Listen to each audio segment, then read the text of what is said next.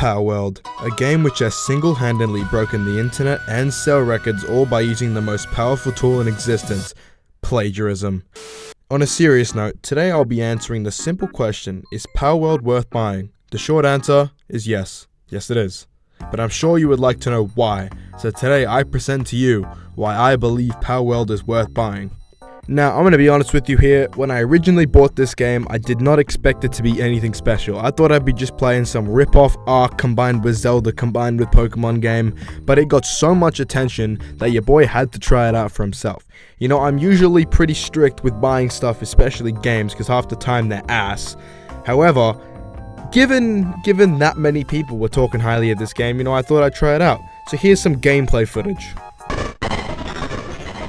Yeah, my bitch she bad as whoa!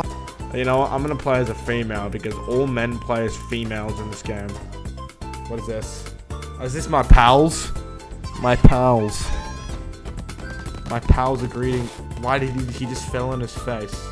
The towers are the key. The tree holds the truth. Well, what is this, fucking Elden Ring? What the fuck? Why are my eyes pink? Bro, hold on. All Might, is that you? Oh, there's a chicken. Hold on. Is it gonna hollow purple you? Let it hollow purple you. Who's this guy? See, you were about to set me up. How could you do that to me? Because you deserve it. Help. You've fallen into the water. What is going on? I didn't fall into the water. Yes, you did. I just saw you run into No, the... I jumped into the river. Alright, ready? Build. Where did I get a hammer from? I don't know. Oh, wooden club. Yes. Time to go clubbing Pokemon. As you can see, I was definitely having some fun with the game when I was playing it, but overall, the gameplay was just awesome, man. I mean, the game looks beautiful, considering it's in its early edition. It's a pretty well-made game, and it was just fun, man. Like, I was running around, had no idea what I was doing, no idea how I got this random-ass hammer, started building this crafting table from the ground up. I mean, I really had no idea what the hell I was doing, but it was fun. My friend who I was playing with, Kool-Aid, just decided to speed run the game in his own single world, so he's out here knowing everything he's doing, and I'm out here like, bro, how do I craft a Palsphere? What is a Palsphere? The next part of this game, which is honestly one of my favorite parts, is the glitches.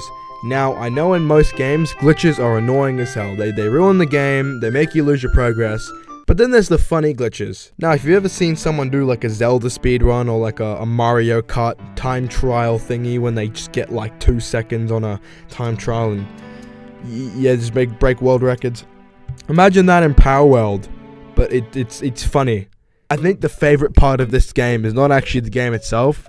It's the fact that you can glitch the game to give you things like bosses.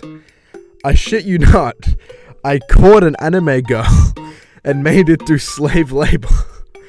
That has got to be the highlight of this game for me. The fact that you can catch the bosses and make them be your slaves. I mean, I don't know what other game you could do that in, because that's honestly my favorite feature. And that isn't even a thing you're supposed to be able to do. But I've had that much enjoyment from it. There's other glitches in the game, like this one glitch when you can climb on a sphere and then supercharge yourself like a launch pad in Fortnite into the sky. I mean, it's pretty nice, considering that there's no other way to launch yourself in the sky unless you fly, which takes so goddamn long that I might cry. That was not intended. I do not like spending money on things, at least for most things, especially games. Now, I love games. I would classify myself as a gamer. However, when I see a price tag on a game that's $120 and I probably won't be playing that game after a month, I look at that and I think, damn, that ain't worth it at all.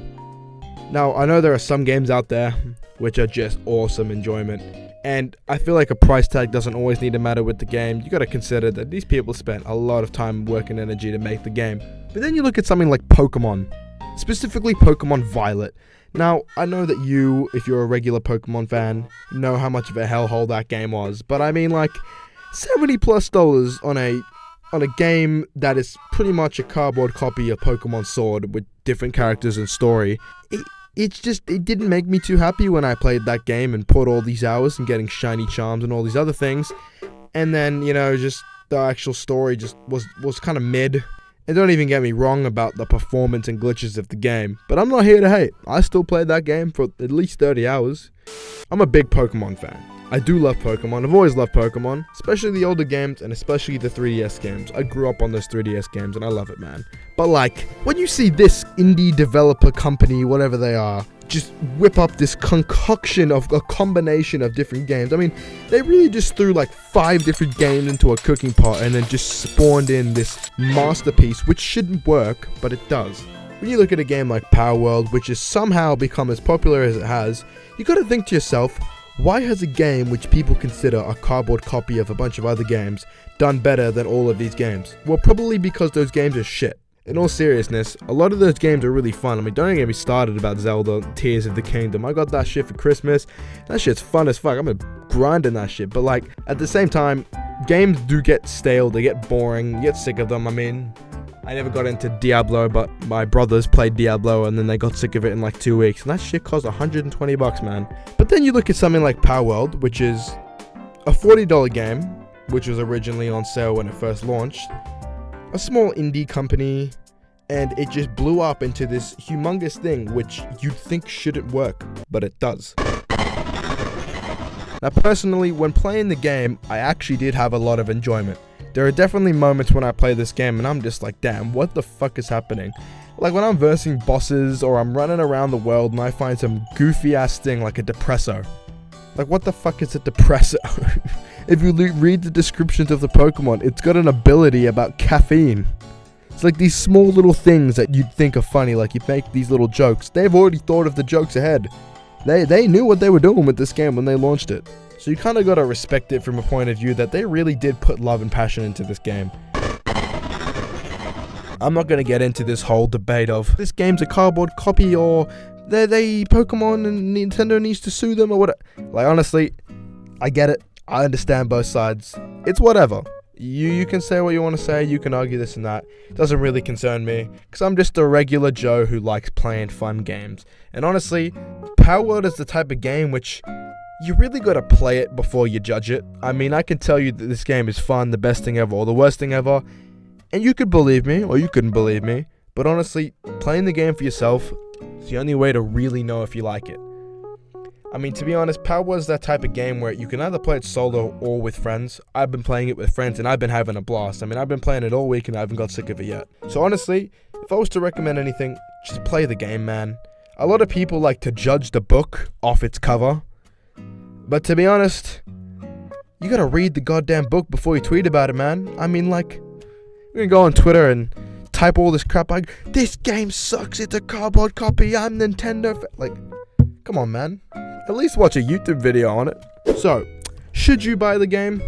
Well, in short answer, yes. But to be honest, man, if it's not your type of game or you really feel a type of way about it, then just don't bother. If you really don't want to give something new a try and support some small indie developers who might have used AI to create the game and copied from all the artists, just give it a chance, man. If you've got a couple friends who are playing the game, why not try it for yourself? But anyway, that'll do it for today's video. If you did enjoy, please consider liking and subscribing. Thank you all so much for the recent support. I do really appreciate it. But yeah, you should buy Power World. And if you don't, well, that's okay too.